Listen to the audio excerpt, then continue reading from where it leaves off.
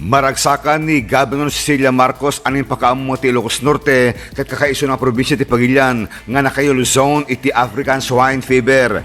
Kinumendar na pay daytoy ti Provincial Veterinary Office gabut na nagapuanan nga nanglaban ti panagwaras ti African swine fever. Gabut daytoy ginutigot na ti publiko nga masabol ti panagridam na takang kanayon nga agbantay ti borders ti probinsya nang runa ket may pagorop nga adda ti ASF ti probinsya ti Pangasinan idinto nga nagtalined nga naka-red zone iti Cagayan.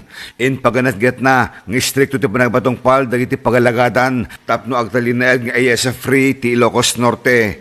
May palagig iti kalabes ket sumanong lugar ti probinsya tinapektaran ti ASF ng miniinot ang nalabanan babayan ti stricto nga panakamonitoring ti baboy ng sumsumrek iti probinsya.